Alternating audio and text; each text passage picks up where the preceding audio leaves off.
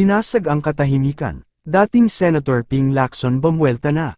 Tila may patama sa ilang mga kongresista patungkol sa pamimigay ng mga ayuda. Bilang isang lingkod bayan na may mahigit sa 50 taon ng karanasan, si Ping Lacson ay maingat sa mga usaping pampubliko at determinadong labanan ang iba't ibang anyo ng korupsyon at maling gawain, alinsunod sa kanyang personal na paninindigan. Ngayon hindi na nakapagpigil si Lacson na pumuna at maglabas ng saloobin sa mga pamimigay ng ayuda ng kongresista at senador na kung saan hindi naman talaga ito ang kanilang trabaho. Hindi lang sa obligasyon ng congressman at senator mag-distribute ng tupad, AICS at kung ano-ano pa. Illegal yan, bawal yan. Kasi ang papel ng Kongreso sa budget process, ang budget authorization, pag-legislate.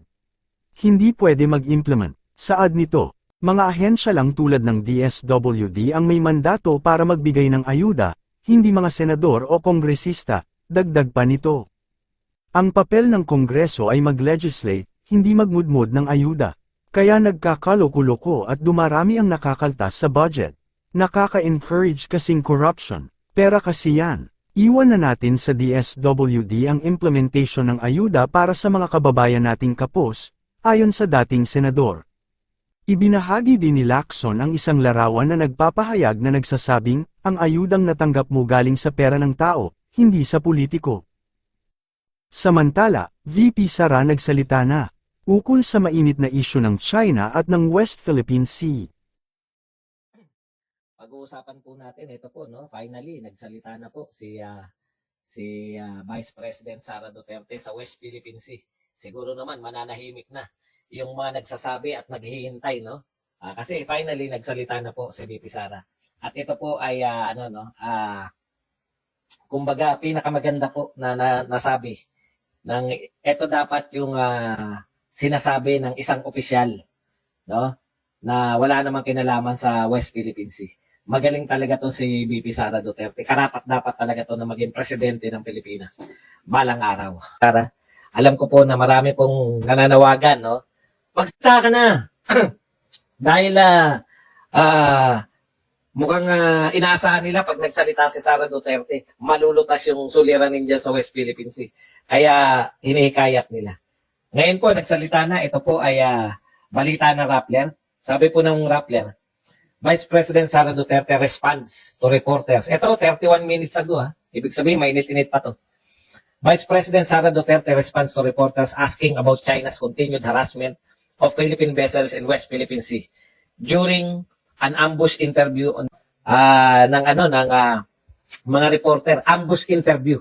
So ito po, finally, kapit po kayo Ito po ang sinabi ng ating ito naniniwala po ako rito dahil ito po talaga dapat, no, sa mga kung hindi ka pangulo ng Pilipinas at ikaw ay hindi naman taga DFA, dapat ito pong sagot ni VP Sara ang dapat sinasagot ng lahat para manahimik tayo. Ito po.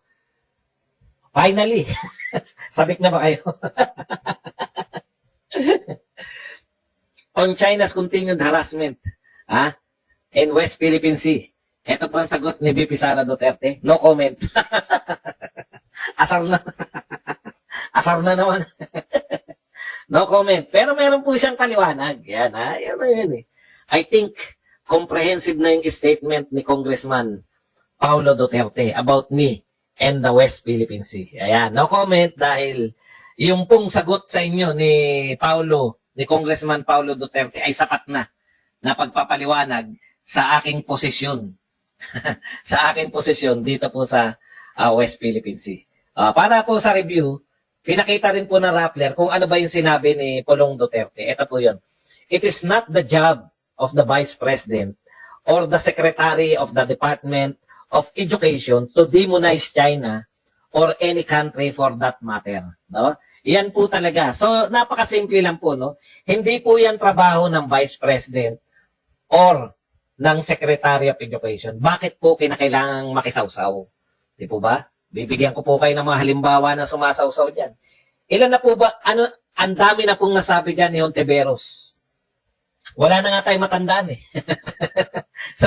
sa dami ng sinabi diyan ni Hontiveros, wala na po tayo matandaan. Ano po ibig sabihin?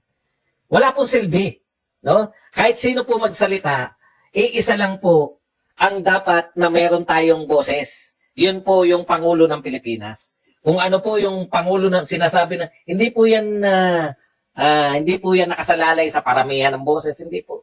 Si Subiri nga, ano sabi ni Subiri? Boycott yung China. May nakinig ba sa kanya? Galit na galit, boycott. Oh, meron bang nag-boycott sa inyo? Wala naman. Wala pong silbi lahat yan. Dahil isa lang po talaga ay yung tunay. No? Oh, lahat po yan ng mga sinasabi ninyo tungkol dyan, para lang po kayong si Lenin nung siya ay Vice President. Yan po ang tunay na matalinong tao. Wala naman pong, hindi po kinakailangan magsalita ng lahat. Hayaan lang yung Pangulo kasi wala tayong magagawa. Kung ano sinabi ng Pangulo, yun ang direksyon natin dyan. Baka akala ninyo. Okay. Ano po ba ang sinabi ng Pangulo? Makipag-usap tayo. Akala nyo, iniisip nyo, labanan yan China. Hindi po. Ang gusto po ni Pangulong Marcos, i-open natin lahat ng pakikipag-usap. Akala ko ba lalaban na tayo? Hindi po.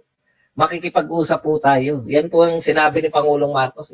Dadaanan sa diplomasya. Dadaanin sa ano tawag doon? Dialogue. Diplomacy and dialogue. Yan po ang opisyal. Lahat po, hindi po opisyal. Lahat ng mga pinagsabi, mga fans club lang yan. Ang pinaka opisyal po natin ngayon, ano pagkakaiba niya kay Duterte? Di ba tayo nakipag-dialogue at mahigit pa nga, nakipagkaibigan pa tayo. Nagdulot naman ito ng iba't ibang reaksyon mula sa ating mga netizens. Ayon kay @Eric Alcanzo, sana makabalik pa sa Senado si Senador Ping, salute sir. Saad naman ni @Marites Frac, Romualdez ambisyoso gamit budget ng Pilipinas, gamit mga congressman at mga mayor, kapitan. Komento naman ni @Teodolo Jose, solid VP Sara tayo for future president. Anong sa inyo dito mga kabayan? Maaaring magbigay ng comment below.